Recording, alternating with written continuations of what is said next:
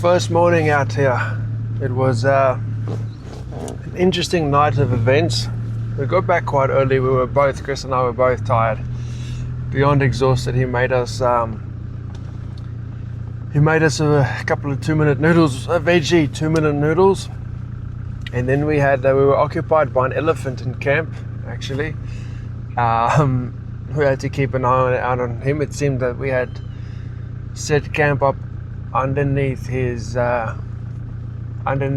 favorite tree, one of his favorite trees. So you see, what's happened is because the campsites are all flooded, they've had to improvise. They've made new campsites. So these are not really official campsites. And obviously what's happened is they've made a campsite underneath a tree that elephant frequents, because he was actually you could see him going from tree to tree, and he was bothering the neighbors as well. But when he got to us, he didn't give us too much grief, but he just sort of stood there. And then last night, just after going to bed, actually, I heard the lions calling, particularly one male. It was beautiful and very close. And we've now just picked up on his tracks. So the road that cuts into the main road that you cut into our campsite, he was walking down that road. So yeah, it was nice to be back in the bush to hear these calls, the sounds. It kept me up. It was one stage where that lion was calling very, very, very close to camp. Like you could feel the tension in the air, like, is he going to walk this way? And then a mouse fell onto my tent. But I nearly, yeah, it was bad. It was not good for my health, but yeah, I couldn't sleep for a while after that.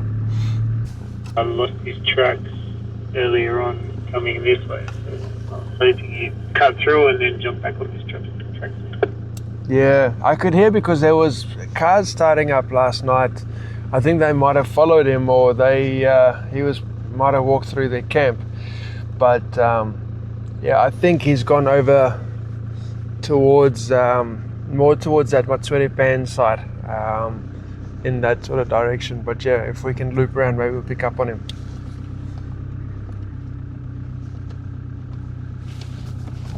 Yeah, also I think. Yeah, I think they were following him, whatever. Yeah, I could hear, but they cut off quite quickly. They didn't drive very far, but yeah, maybe they just picked up on him quick.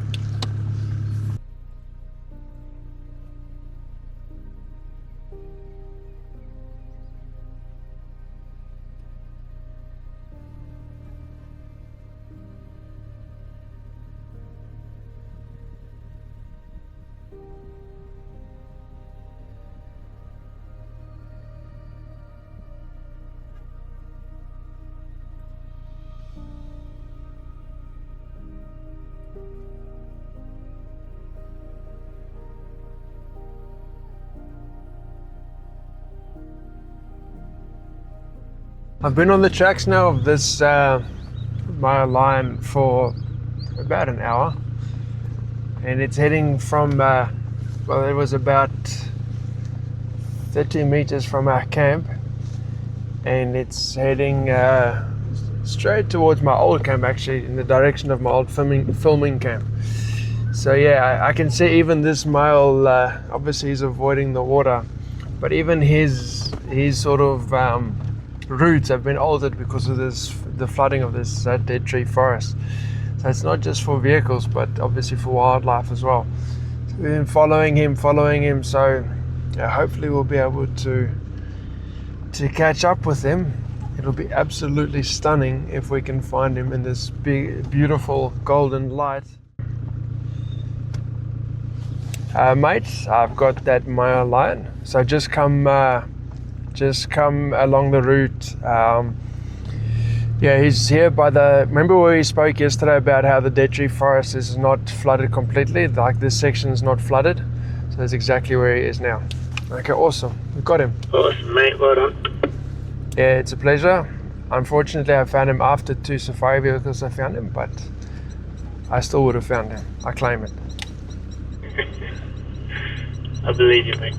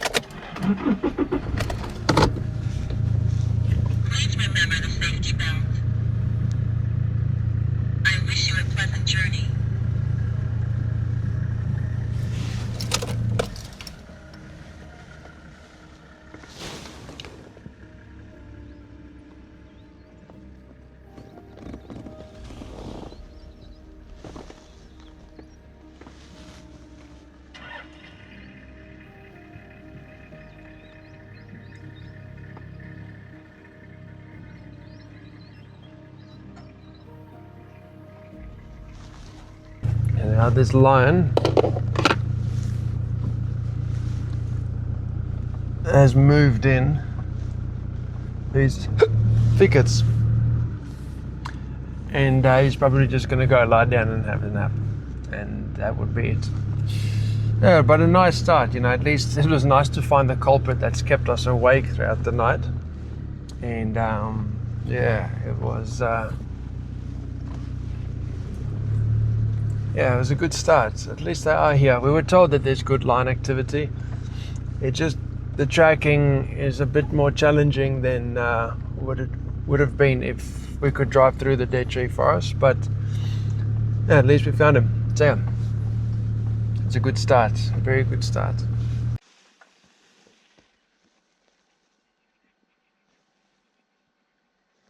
Just watching a couple of baboons playing in what's left of the dead tree forest, and they're such comical creatures. You know, their behavior is so, yeah, it's so sporadic. You know, there was one that was sleeping when I got here, and then all of a sudden the troop arrived, and yeah, now they're playing. There's antics. How they chase each other, and they're jumping from tree to tree. The one shot that I was hoping for is jumping from the dead branch, into a nearby tree.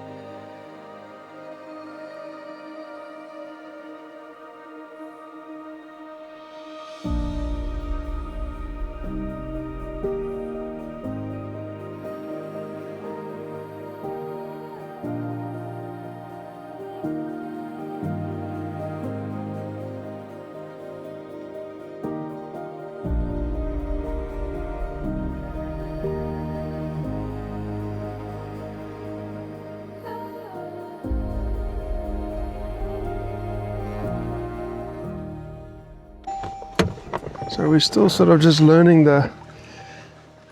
getting to know the area. This is the road that I want to take, but yeah, it's just gets quite deep.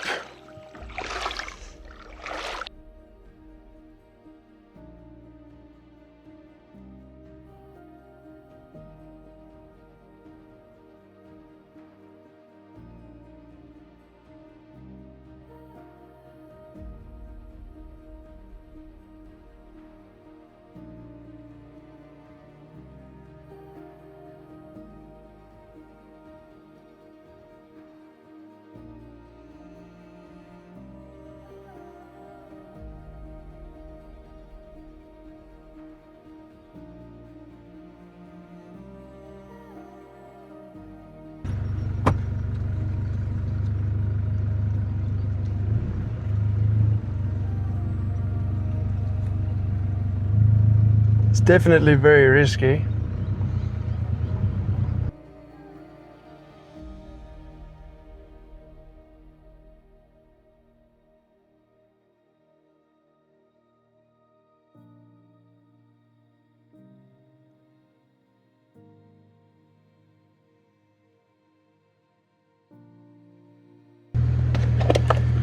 Alright mate, I did it. I did my first crossing across the dead tree forest.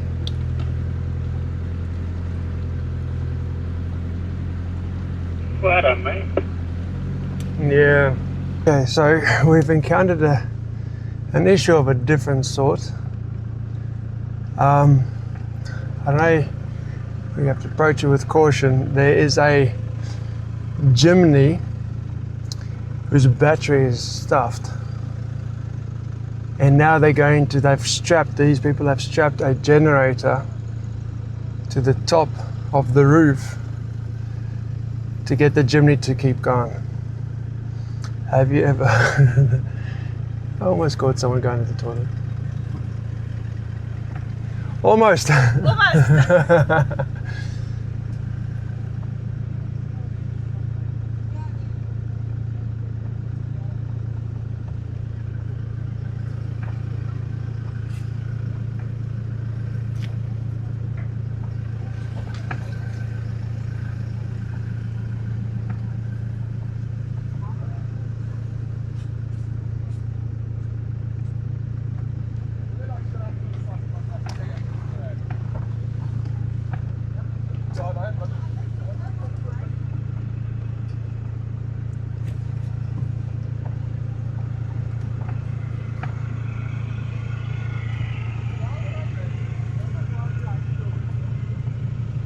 Hello, hello.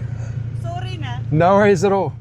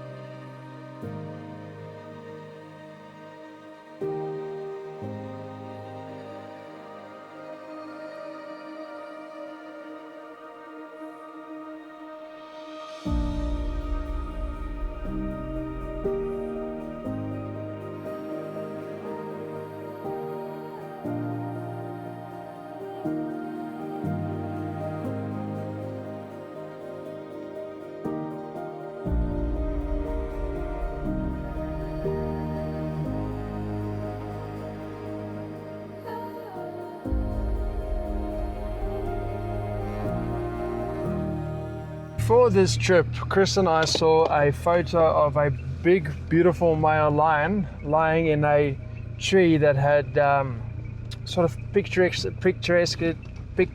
fallen at the edge of the water in the dead tree forest. Perfect setting. I mean, a male lion in a tree, you don't see that very often. Perfect animal. And we both were like, nah, this is AI. Someone has created this image. Like, it's no way that a male lion's going to lie in a tree at the edge of the dead tree forest. Not like that, impossible. So we both scrapped it, like, no, it's not going to happen. But as I think we recall at the beginning of the trip, it was one of the images that we wanted to see. It was actually stemmed from that image. Whether it's real or not doesn't matter.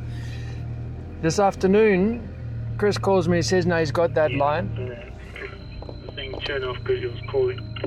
Oh, no, I couldn't hear anything. But yeah, he's calling not far from where I am now.